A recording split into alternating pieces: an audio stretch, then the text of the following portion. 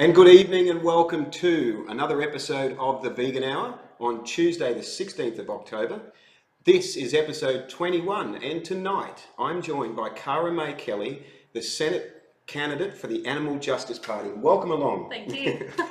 So let's just find out what's happening in events this week. But first off, let's mention that the Vegan Hour is brought to you by the wonderful Cess Vegan Pies, which you may have seen the photo of us eating. got us through dinner. Thank you to Sarah from Cess Vegan. Also, Vegan Frothers cruelty-free clothing, and also Scindian natural food products.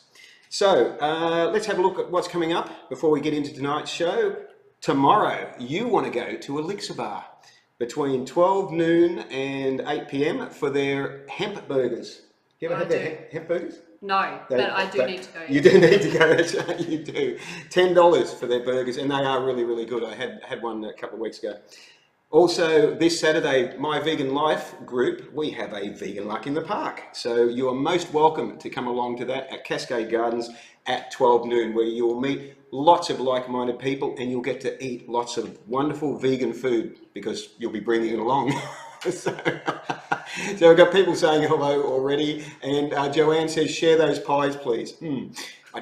We haven't figured out a way to live stream a pie yet, but we'll work on it. So, okay, so tonight, it's all about the Animal Justice Party, and Cara May Kelly is going to be actually telling us quite a lot of very interesting information that's going to be how to help the animals politically. Is that the right word? Yeah. Yeah. Yep. Okay, so I haven't got Who would have thought? The Animal Justice Party. Amazing. Yeah, I'm good with my terms too. Yeah. Okay, so let's get into it because we've got a lot to talk about tonight. So I want to start with something that's actually not related to the AJP, but well, it is a bit. You've got a long history in helping animals, and you've got a company called Doggy Daycare. I do. I want to find out about Doggy Daycare. Let's start with a little bit about that. So Doggy Daycare Brisbane was started 6 months ago. It's in West End. Yes, I know. We just had our 6-month anniversary. I didn't get invited. Anniversary. Damn it. I celebrated anyway. Okay. And the philosophy behind Doggy Daycare Brisbane came from living in West End and seeing how many high-rises, for those of you who don't know West End, inner city suburb in Brisbane. The Greenhouse Canteen. Greenhouse Canteen. Oh no, Yavana's on the other side, I'm thinking. Yeah. I did have breakfast there though the other day. And that was amazing. Isn't it amazing? Yes. Yeah. Sorry, we went straight into food. Veggie-Rama. Veggie-Rama, yes, that's right. Vegemee. Grown. Yes. Yeah, so there you go. There we are. We've just listed all the vegan places in West End. Just a side note. Just a side note. So Doggy Daycare. Yeah, so there's lots of apartments. It's only growing. And during my election campaign last year, I realised how many dogs live in inner city Brisbane. And because it's Australian, we're a little bit behind the times with most things. That our spaces... Well, at least we're consistent. At least true. We don't want to shock too many people. No. I realised that there weren't many spaces where animals and their owners could be together, apart from dog parks, which a lot of people don't like, and walking along the river and things like that. So Doggy Daycare was founded to give dogs their own backyard, basically. So it's a place where they can come and not only be physically exhausted, but also mentally exhausted. So they can go home and be able to relax with their parents and have had a day to themselves. Okay, that's great. So yes, it's very cool. Yeah, and you're finding you're getting quite an interest from the locals? Absolutely. And it's really cool now because people are recognising. We post pictures of the dogs at the end of the day. So other parents are recognising. Porrents. I picked up on that one. That's good. Who picked up on that? Porrents. Hashtag. So they're recognising each other on walks and at the markets on Saturday and all that sort of thing. So we're becoming a real community. That's right. And the other reason that I wanted, after running in the state election in South Brisbane, was I really wanted to be part of my community. So I wanted to partner with community organisations and programs and give people the feeling that you don't have to go to work, go back to your apartment. You've got a place that you can come and meet people and interact with, your fur kids. That is fantastic. Also, pets bring people together, don't they? Absolutely. That's what you're talking about Yeah. here. You know, they Yeah. bridge that gap. You're strangers, but if you've got a pet, it's like, oh, look at Absolutely. that. Yeah. Yeah. And next thing, it's Yeah. Yeah. and that's what you're doing. Yes. It's like a sort of a networking sort of thing. Absolutely. There's whilst you've been talking there, we've had a hello from Rick from Sydney. We've had Lyndon say hello. We've had Sherry say hello. We've had Cara May say, "You guys look great." It's amazing how you do that. I'm very clever. And oh yes, okay. So we've got a link there to follow Doggy Daycare. Oh yes, please do. You'll see Brisbane, lots of so, cute pictures of dogs and of me. Well, sometimes I'm not that cute, but the dogs are always cute. Fair enough. Okay, so now I understand you've got a history with animal rescue overseas. What can you tell us about that? And also, has it changed the way you look at the human and animal relationship? Yeah, for sure. So I worked for a dog and cat rescue in Phnom Penh in Cambodia. Oh, really? Yeah. Okay. Yeah. A few years ago now, and part of my role I knew would be seeing horrific things from car crashes and abandonment and all those sorts of stuff. And I was prepared for that aspect. Yes. But part of my role was to go to temples and speak with monks about how to care for animals. So for those of you who don't know, if you've had a litter, an unwanted litter, or you've moved house, or I don't know, the animal's injured and you have no money to look after the animal, people will take them to temples because the monks have a duty to look after those less fortunate. Right. So the temples have lots of animals.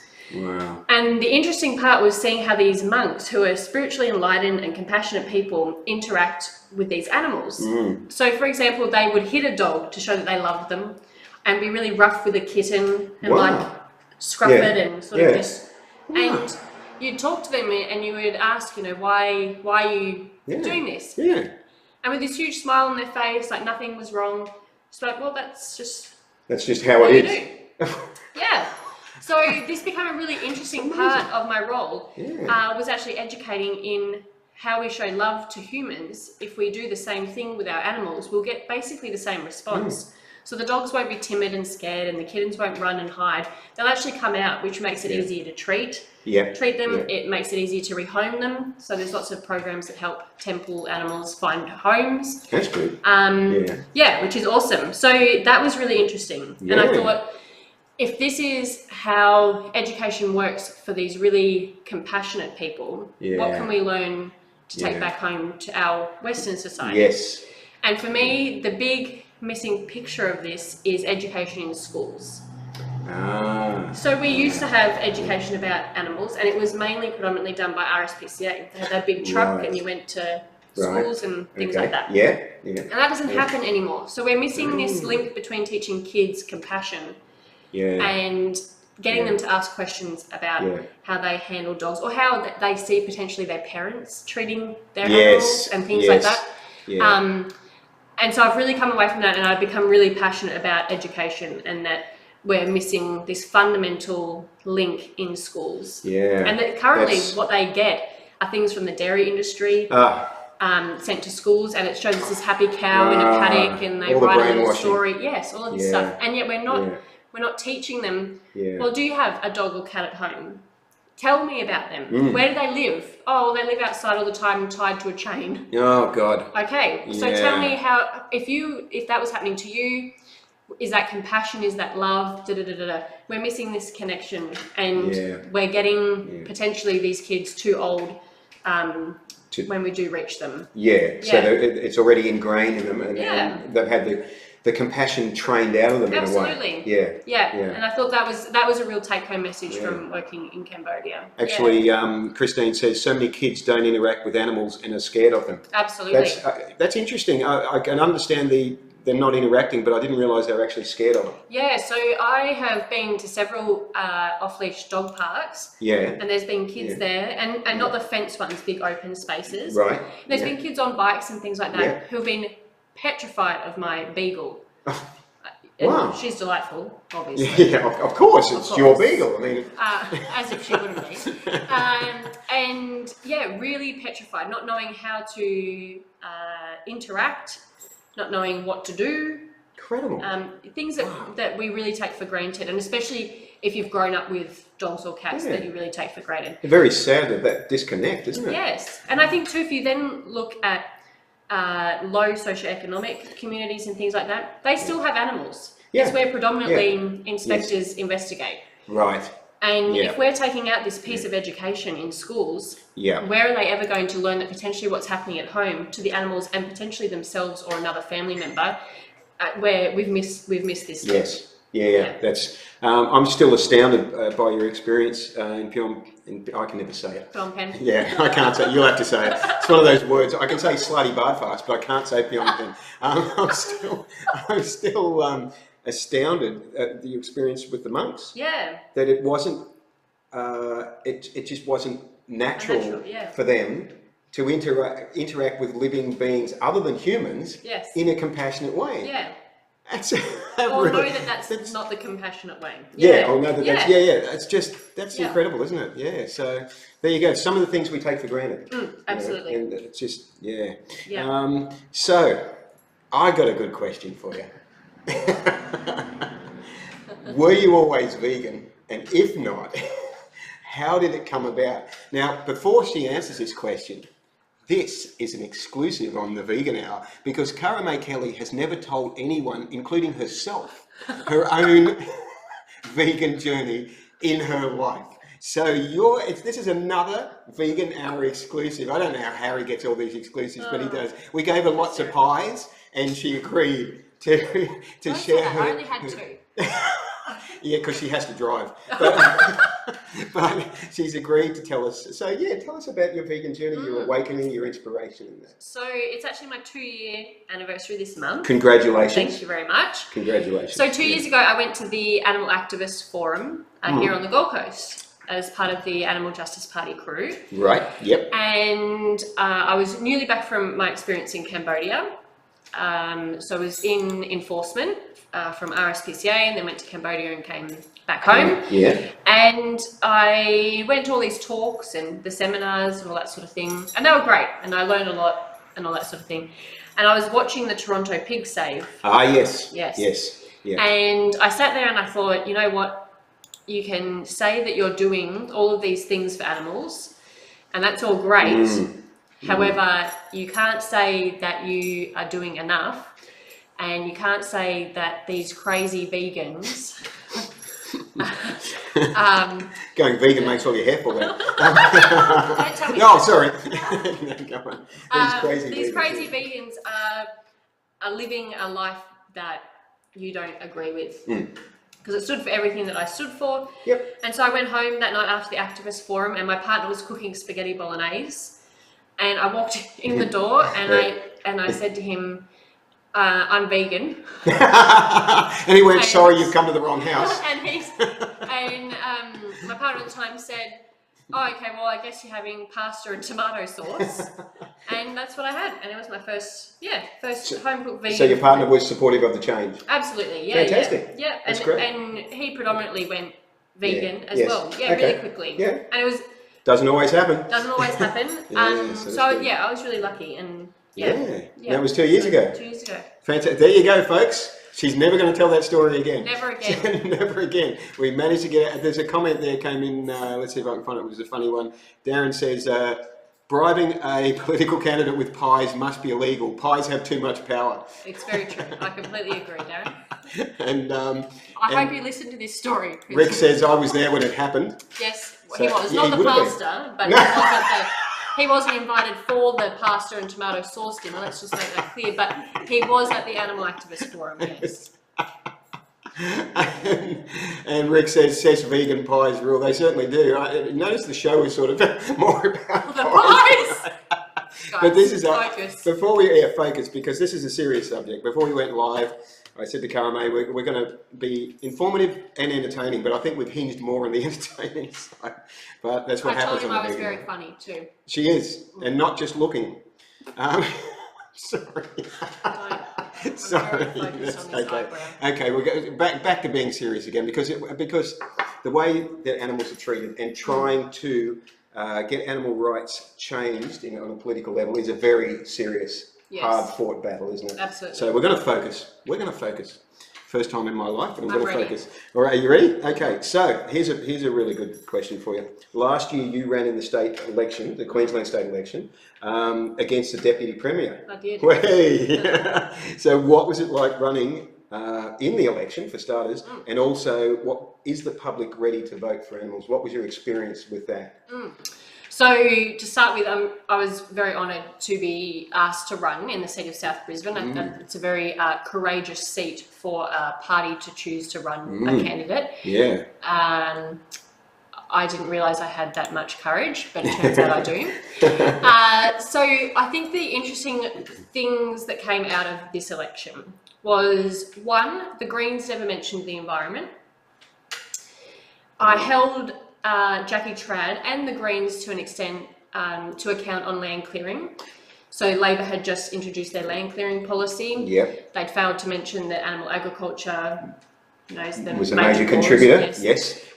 So we spoke a lot about that because most of the people in the public forums thought that it was development. And being in South Brisbane, it's easy to see why they would if you think haven't that. headed west a little bit, maybe. Yeah. So I definitely put them straight in public forums when they decided to talk about this new policy. And the Greens not mentioning it at all, I thought was very interesting when they were running on such an Adani platform as well. Right, yes. Yeah. So that was very interesting. And then one of my platforms was talking about the link between animal cruelty and domestic violence.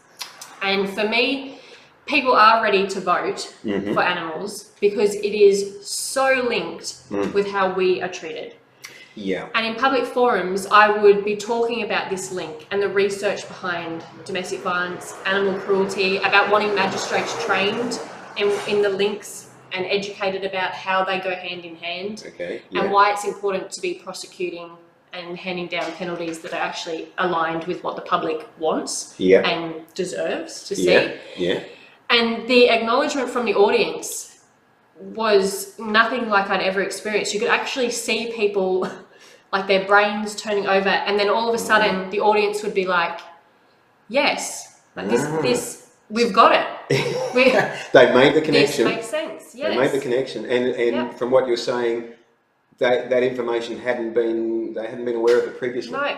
So our governments make such great concerns with one topic or the other topic, but never getting people to realise this link. Yeah. And it was something that most people came up to me after public forums and spoke to me about. It's something that I think got me a lot of votes in the South Brisbane area because people are concerned about domestic violence, and everyone knows someone who's been in a situation. Sadly.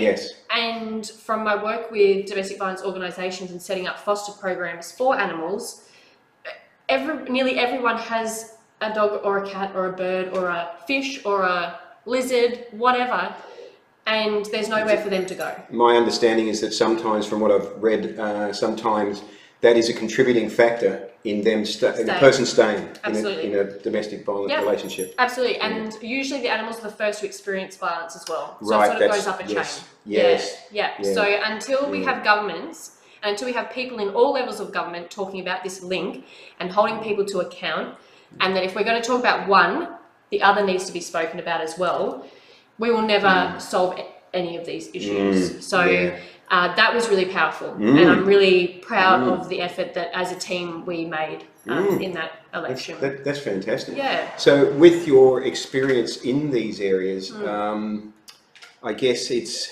the extent of the violence towards domestic animals. We hear about it in the press from time to time. Usually something that's quite a large sort of event happening we hear about. But what about all the ones we don't hear about? Is there a lot of this sort of happening behind the scenes? Absolutely. And I think people don't really realise that. So I used to be an RSPCA inspector, and as an inspector, you go to people's houses. It's their private place. Yes. So we are witnesses to probably not just the job that we've been sent there for. Right. We are witnesses to lots of other issues happening in that household. Yeah. So until we have information sharing, which we're going to talk about later as well, and until we can call upon the resources necessary and solve a whole problem, we will continue to see these horrific cases in the media. Yeah. We will continue to be disillusioned with our legislation and our magistrates, and we'll continue to see animals harmed. And that's very, very sad, isn't it? Yeah, and absolutely. But this is why there has to be a change, yes, isn't there? So that there is actually an enforceable law that can, And even the legislation we have for domestic animals is actually quite good. The penalties are very harsh. Yeah. We're relying on magistrates. I was about to go there. Yes. It's So, often the weak link. Absolutely. But what, I mean, do we know why magistrates tend to sort of, not push the full extent of the law? I mean, I'll actually partly answer that question. Yes. I have heard, a few years back, I had heard because of overcrowding in jails was one of the reasons why they go light on penalties, because they actually don't want, there's not the availability of space to put people in jail, so they would rather have them on some, what do you call it, probation or something like that. Yeah, Is that, where you're relying on them to do something next. Yeah, is that part of it, do you think, or what's your experience? Have you got any thoughts on that? So potentially that absolutely has a case to be made. I think it's more that we have trained magistrates in domestic violence, so there's now actually specialised magistrates who see domestic violence cases. We don't have that for animal cruelty, and yet both are linked. So we are relying on magistrates who may not have any expertise knowledge in animal cruelty, handing down sentences and not understanding that it is a flow-on effect and that they will probably re-offend. So then what they're doing is, because they're not experts at it, it's not something they see every day, they're going back to cases previously and making sentences based on that. So what we need a magistrate to make a great sentence in line with what the legislation and penalties are. To set a precedent. That's exactly right. Right, okay. Yeah. Magistrates, all the magistrates out there watching tonight, you got to lift your game. Listen up, you got to lift your game. Because as Lyndon says in relation to this, violence is violence. Absolutely.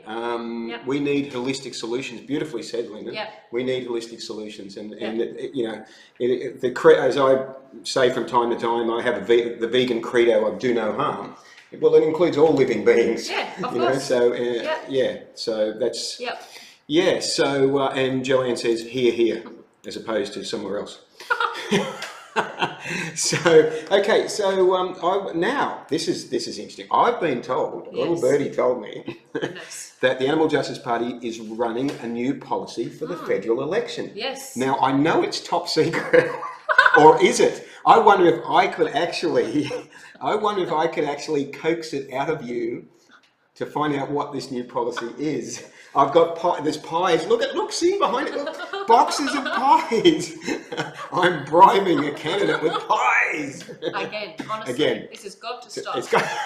After I've taken the box of pies, she says. After I've taken it. So yes, the Animal Justice Party has a new policy for the federal election. Yes. So I want to find out about that, and we want to get into also any questions or clarifications as you're hearing about this policy. Yes, absolutely. Well. So yes, we definitely want some... Please ask questions about it as we get audience interaction. So, Rick says I've got to give you another pie.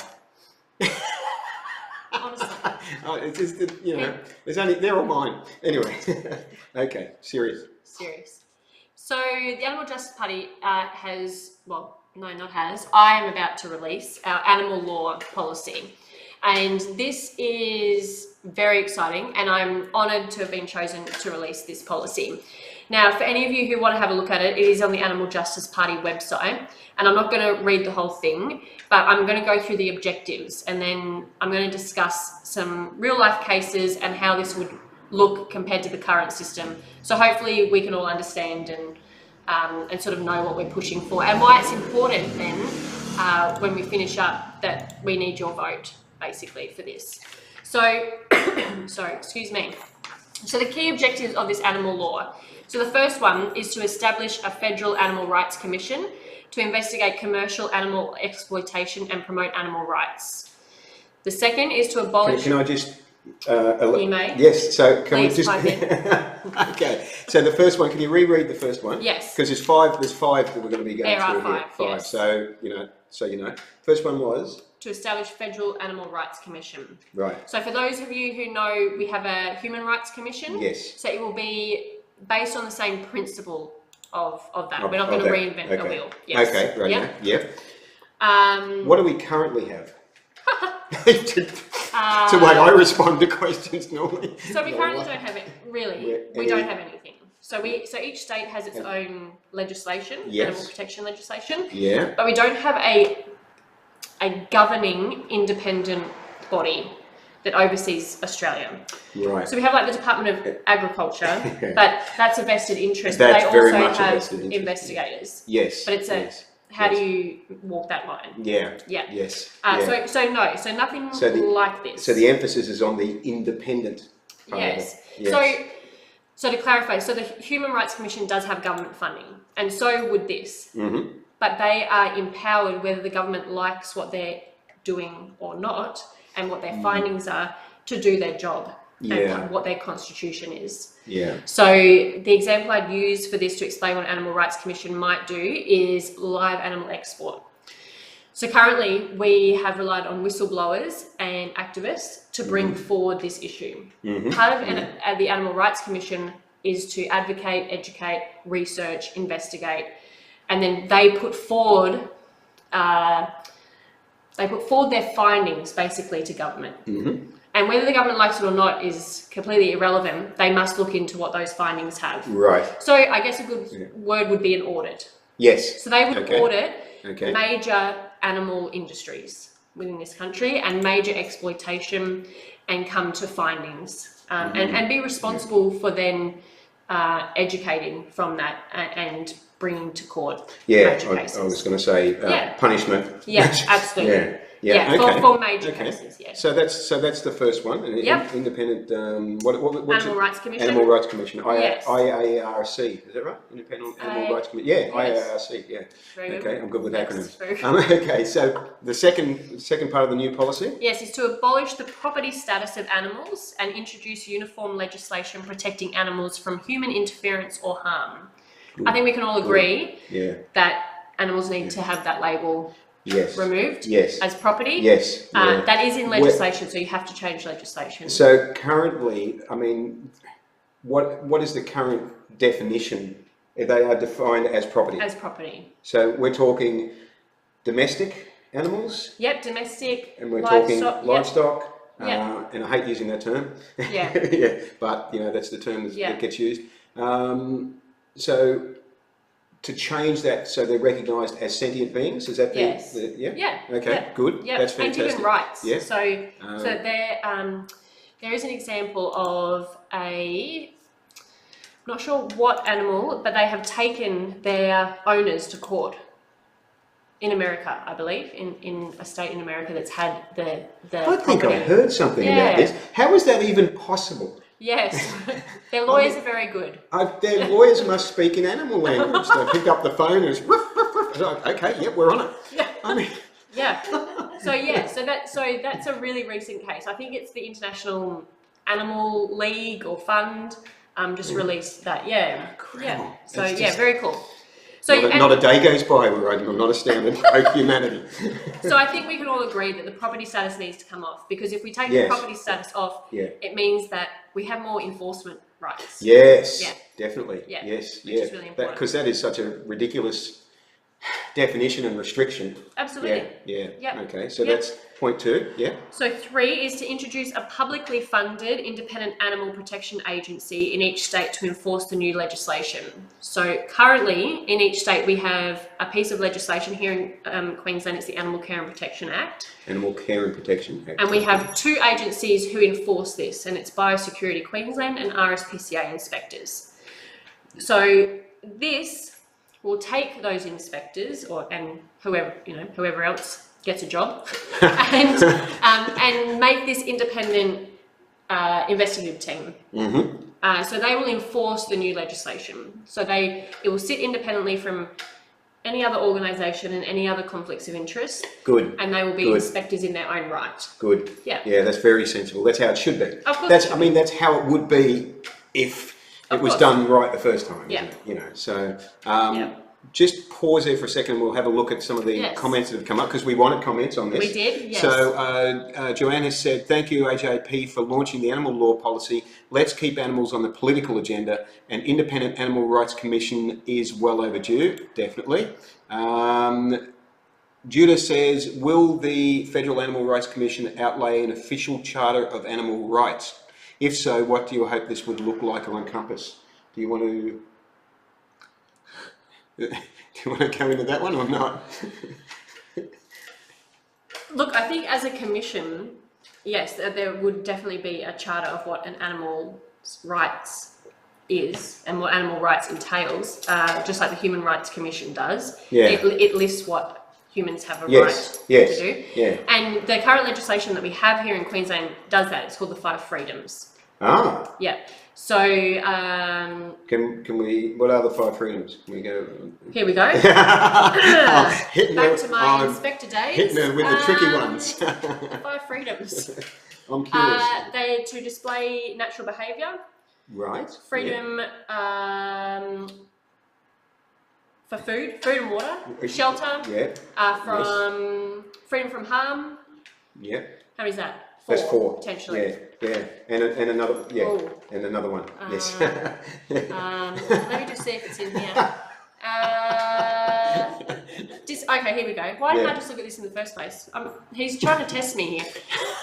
Freedom from hunger and thirst. Yes, we've got Yeah. that. Oh, from discomfort. Discomfort. From pain, pain, Yeah. injury, and disease. Yeah. And to express normal behaviour. Okay. Yeah. That's the current situation. Yes, so Right. they're the 5 Yeah. freedoms Right.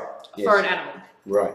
Okay. under our legislation. Yep. So there will be obviously a charter for what the rights are of an animal, and they will probably be very similar to this. The 5 freedoms are all encompassing. It covers a great range of things. However, it only encompasses for certain animals currently. Right. Yeah. Which would be it only encompasses it for domestic animals, Yes. isn't it? Yes. Yeah. Jerry says 14 days jail for killing 406 wedge-tailed eagles. Where is the justice? Absolutely. Exactly. Which may go back to what I was saying earlier about they actually do try to keep people out of jail because apparently they don't want to spend the money building more jails. But my question for this person who has killed these eagles, if this is the same case, I believe he was a farmer. Yes. Yeah. Yes. Yeah. Yeah. So a magistrate has probably taken into account his life and livelihood. Ah. Yeah. Yes. Okay. Yeah. And any little bits of money, where's any little bits of money that were put on the table? I didn't say that, did I? Okay. I definitely didn't say that. You didn't say that. Darren says the audience is cringing.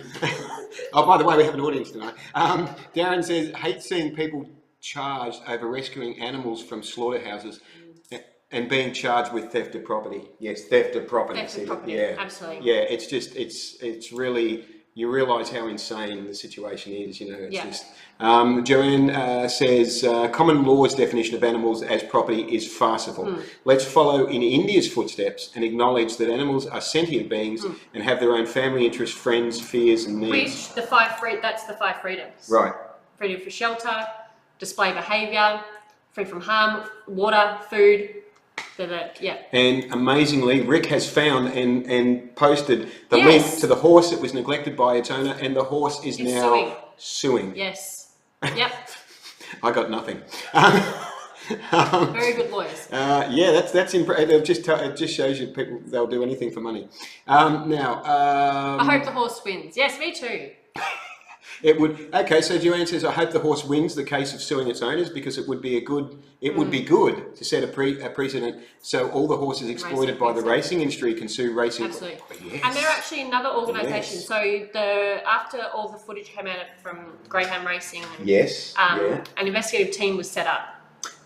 And that sounds great in theory. However, they were people from within the industry and it had money from our current government. Yeah. So again, an independent office in each state to enforce that legislation, which sits completely separate from everything and would investigate any cruelty case that came to them. Yeah. Yeah, because the whole vested interest situation is just, Yes. yeah, you start finding out more and more and you go further down the rabbit hole and you Yeah. just go, wow, Absolutely. it's just, no wonder things are as bad as they are. Yeah. Yeah.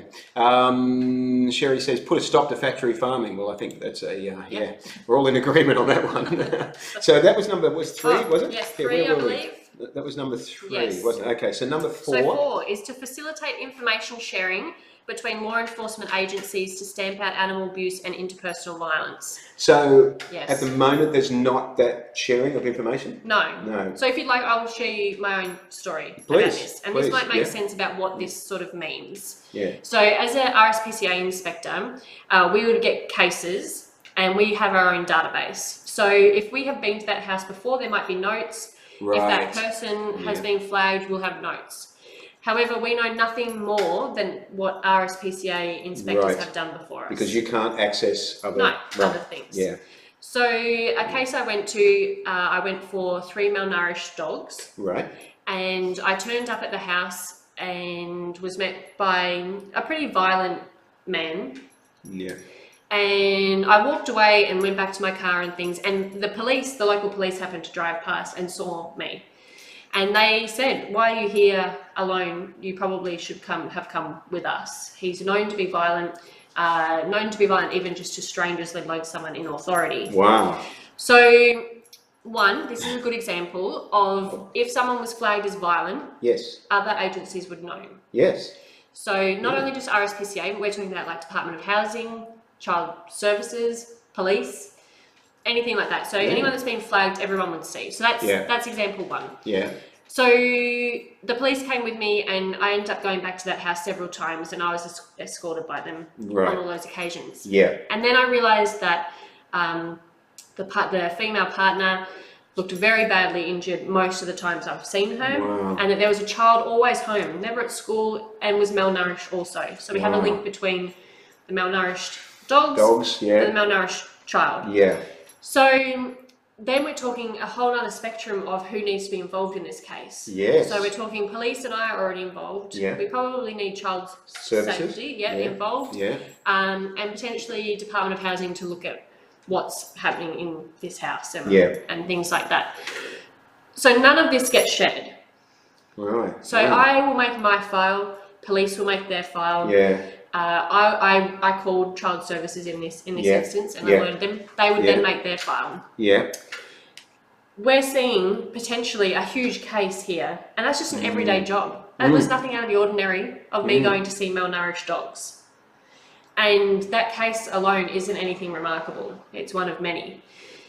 But the information sharing between law enforcement agencies means that we can tackle all of these links together. And we could actually have meetings in jurisdictions where all of those people sit together and talk about their cases openly and have memorandums of understanding together.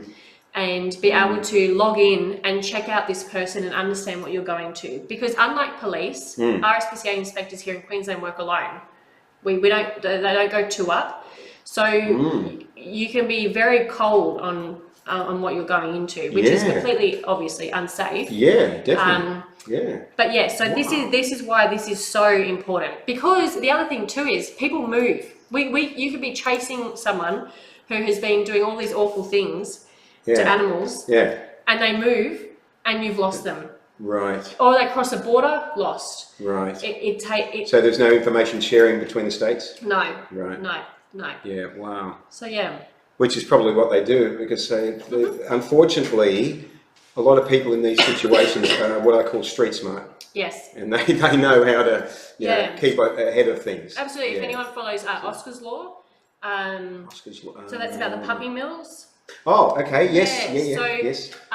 They talk a lot about people moving and their investigations going cold until they pop up somewhere. Yeah. And it's because they literally just find another big block out bush somewhere, very hard to trace. Shut down where they were, open up as something else, and it's all moving forward. So I wanted to just ask you, just while we're talking about that, before we get back into the new policy, how did you personally find, how did it affect you personally with seeing the way that the animals were being mistreated? You're going into these situations a lot, and this, as you say, it was a common sort of thing. Did it take a toll on you? Did you have to sort of make sure that you did self-care to sort of keep on top of it, that sort of thing? Yeah, for sure. I was also very young when I was an investigator, so I think it's definitely taken a toll. I've watched Dominion, and I actually wasn't phased too much by it, which shocked me. So I think that speaks volumes. I actually said to my partner in the car, I said, I'm a little concerned that I wasn't that you weren't so rattled. So look, seeing cruelty on an everyday basis at about 17 jobs a day, obviously has you would go to have an average of 17 different cases of animal cruelty a day. Yeah. Wow. Yeah. I wasn't expecting that. Yeah, and inspectors have huge areas, so and everything is triage and everything, but I could just easily. Wow, I've got, I can see why you might have toughened up to keep on top of it.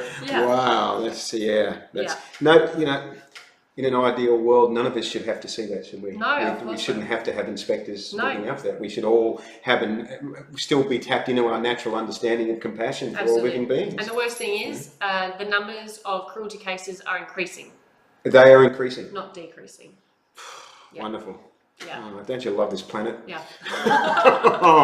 That's terrible. That's really okay, so that was 4. 0.4. So and then 0.5 is to assert Australian sovereignty over all laws protecting animals, regardless of international trade treaties, until trading nations sign a universal convention of non-human animal rights.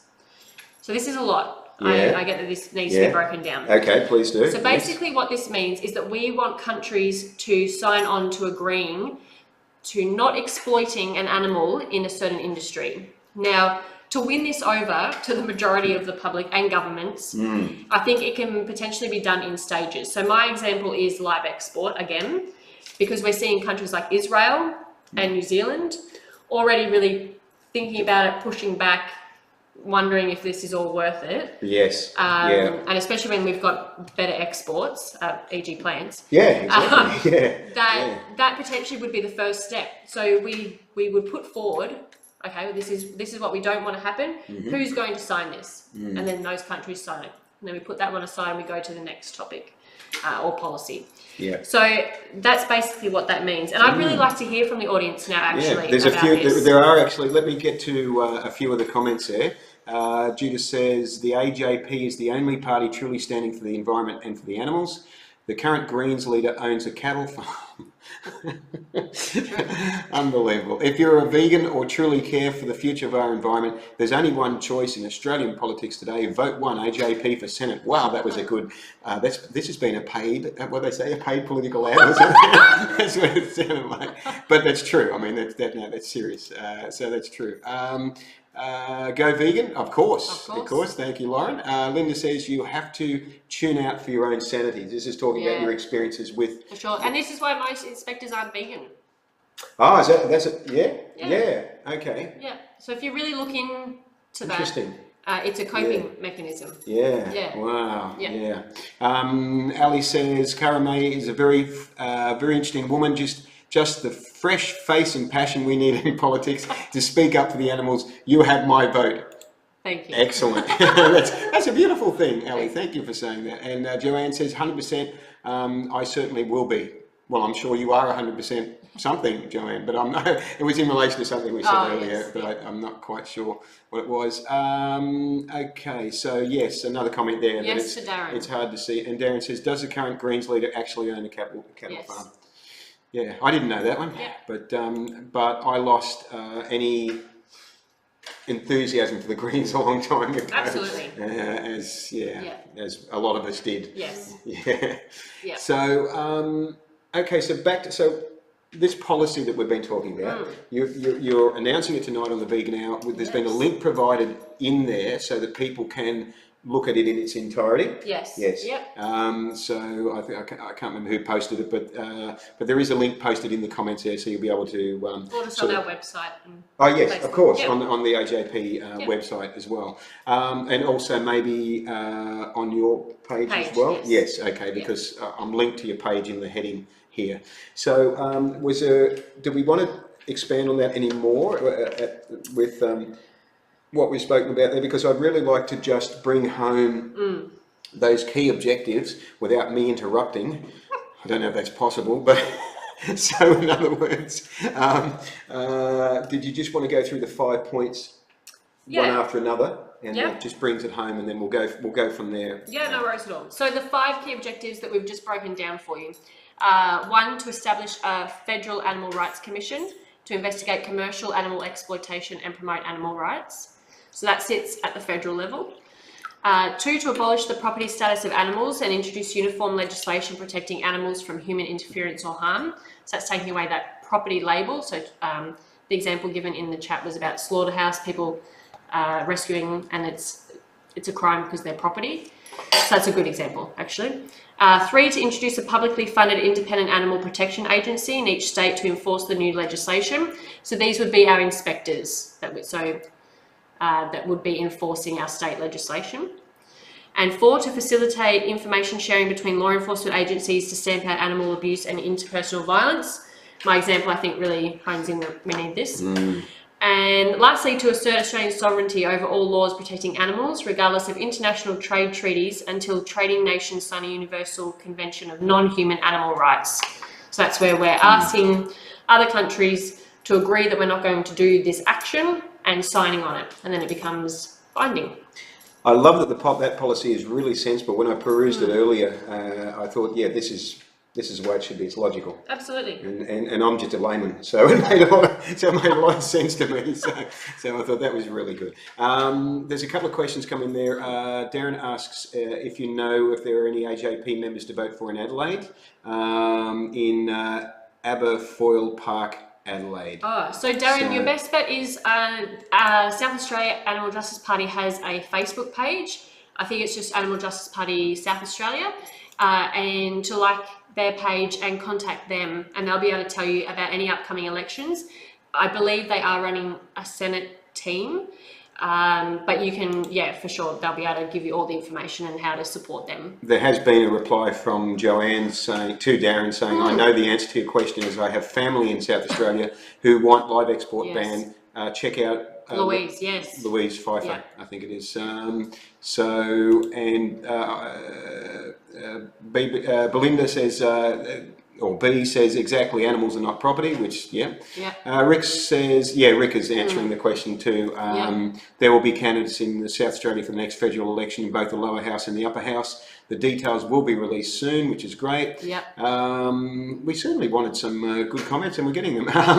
Let's see. Judah says about the cattle farm. About the cattle farm. So we're still okay. I think we've covered that. That the Greens stopped being part of the party of the environment and for animals a very long time ago. Unfortunately, dirty deals now done with the big 2 players in Canberra all day. Yep. What a surprise.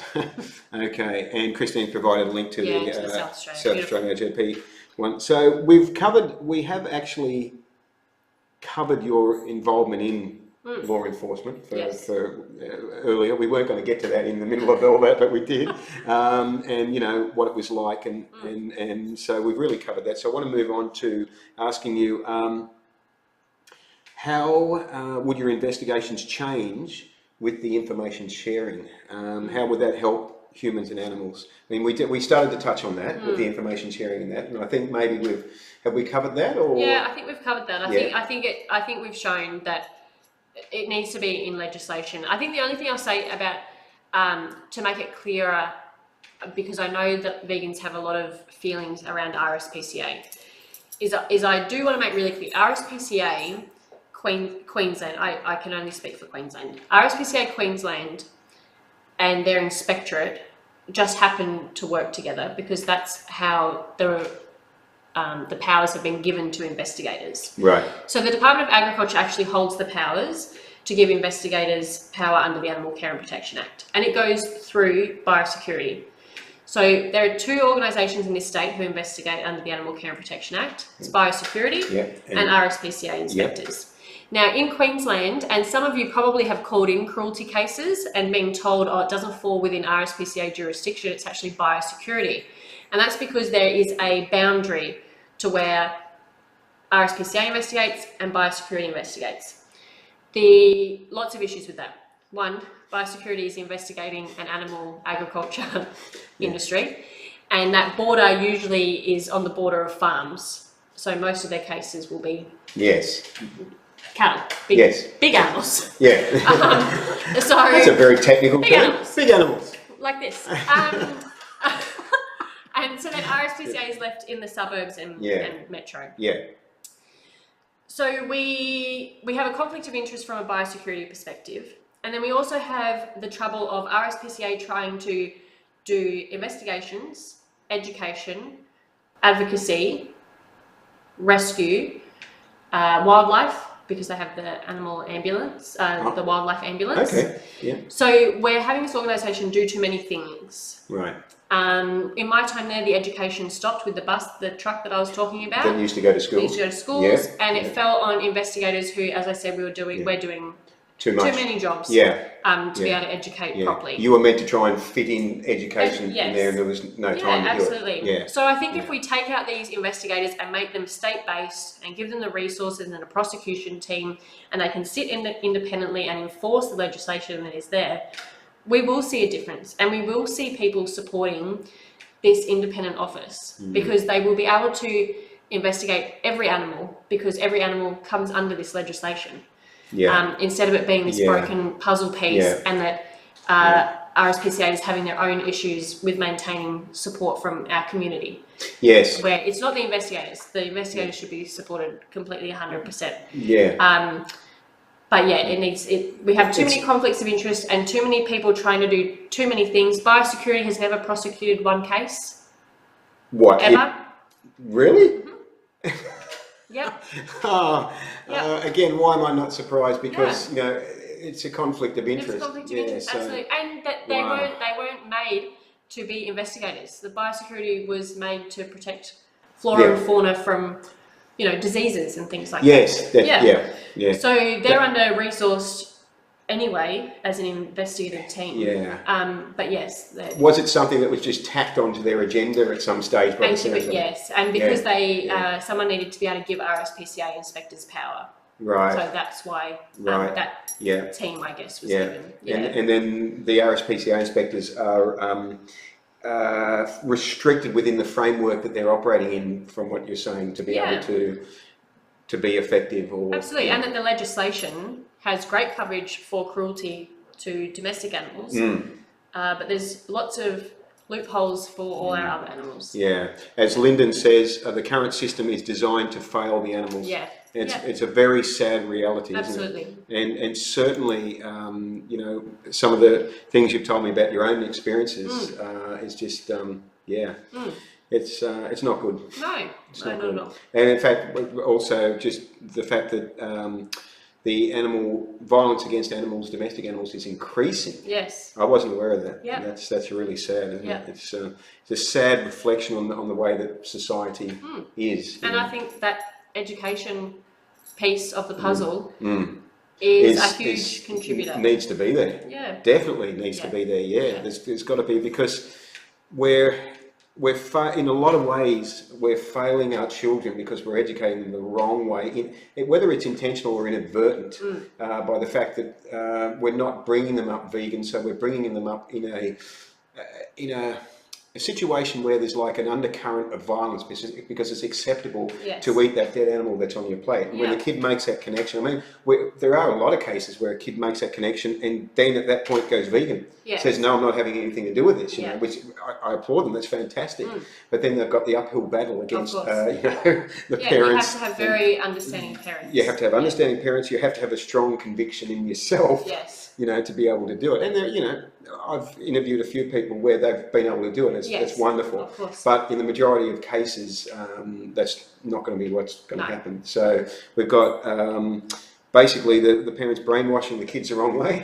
Saying that that's not television, of course, the commercials and the just what the programming of just whatever the programs are on, what's accepted normal in society, and just filtering through the kids' head, And I think if we're losing even just the notion of compassion, which now we're losing in schools, and having this education about just even your compassion for your companion animals. Compassion evolves, and compassion makes you ask questions, and compassion makes you look at what other people are doing and wonder, is that good or is that bad, and is there things to improve on? Without kids being taught about that to another living being other than another human, we will only see an increase in cruelty. That's a very sad thought, very sad thought. But I like what you said there, that compassion evolves. Yeah. I'm going to remember that. That's a really good one. Damien from Vegan Isle says hello. Hey, Damien. How you doing, mate? And Rick says, go vegan for the animals, the planet, and all future generations. Vote 1 AJP. Now, that's good. Now, I want to ask you one more question as we get towards the end of the hour. Yes, the vegan hour goes for an hour. So I got to do that one because somebody asked me that. They said, how long does it go for? Okay, I'm just not going to answer that. So I'm going to seriously, somebody asked me that. I'm like, yeah, okay. You've done the rescue. You've been in animal law enforcement. You've done. Let me do this question again. You've done the rescue. You've been in animal law enforcement. Yes. And so, what's your takeaway message for audience members on how to help the animals? So this is really important, and I congratulate everyone who does something that means something to them. So it's about finding what you're passionate about. So you could be a great activist, you can be vegan and like some posts on Facebook and share them to your friends and family. You can write to your politicians, all of these things, and they're fantastic. However, unless you have politics in your I'm going to call it a pizza. I don't know. I'm just really like pizza. Well, we could have got there were pizza boxes back there, but they've got pies in them. So you could do all of these things, but unless you have that missing piece, which is politics, in your circle, you are not completing your piece of the puzzle. You cannot be a great vegan, a great activist, a great writer, a great speaker for the animals, environment, or other humans, unless you have politics put together with that. And this is why the Animal Justice Party is so important. I fully believe that we should have a voice for the animals in every level of government, so local government, state, federal. And I fully believe that one voice can make a difference. And this has been proven. We have a representative down south, Mark Pearson. He's literally one voice, and he does phenomenal work. So I think this proves that one voice is all we need, and to be a great whatever you are and whatever you class yourself as within this community, you have to have politics as part of that. Wow. Well said. Yeah, well said. There was a couple of comments that come in there whilst I was mesmerised by what you were saying. Empathy goes with compassion. Yes. Joanne says, children inherently understand compassion. They are the way of the future for a kinder world for animals. Joanne also says that vegan hour should go for 2 hours. Then I'd have to call it the vegan hours. Doesn't roll off the tongue. To use my expression, it rolls off the tongue like a brick.